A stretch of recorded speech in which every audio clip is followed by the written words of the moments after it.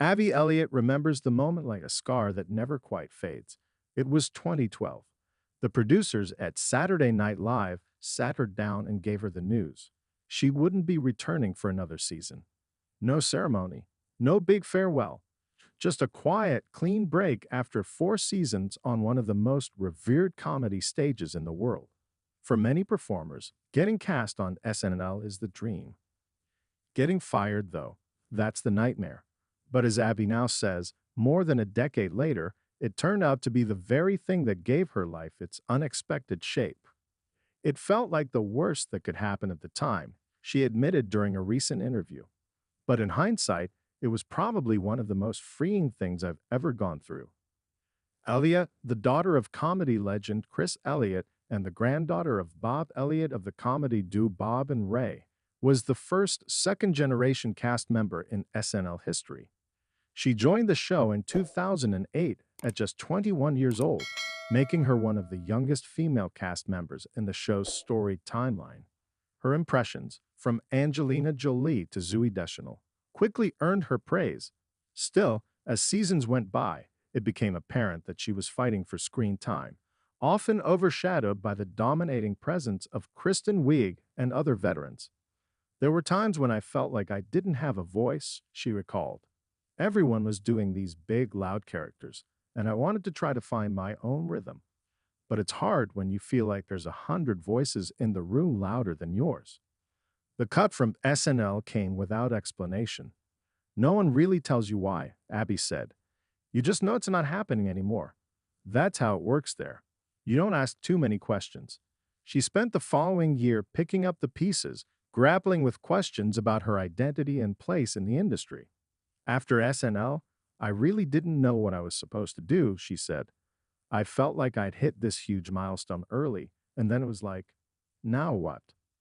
Hollywood, notoriously cruel to those it doesn't quite know how to place, didn't offer immediate answers. Auditions came and went. Some roles stuck, others didn't. She did a stint on How I Met Your Mother, a guest spot here and there, but nothing felt anchored. For a while, she wondered if comedy was even the right lane anymore. Then came The Bear, a dark, chaotic dramedy set in the boiling kitchen of a struggling Chicago sandwich shop. The FX series couldn't have been more different than the sketch world of SNL. Avi's role as Natalie Sugar Berzato, the sister of Chef Carmy, played by Jeremy Allen White, was grounded, emotional, restrained, and unlike anything she had done before. Sugar is a character who holds it all together while everyone else falls apart, she said. She's not flashy. She's not trying to be funny.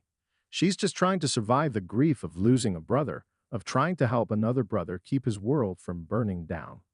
The part was a pivot, not just for the audience, but for Abby herself. It reminded me that I don't have to be loud to be powerful, she explained. It's okay to just be still, to be sincere. Critics and fans noticed. Though Abby's screen time in season 1 was minimal, her impact was undeniable. By season 2, Sugar's role expanded significantly. Her arc dealing with trauma, family obligation, and quiet strength added depth to the show's emotional spine.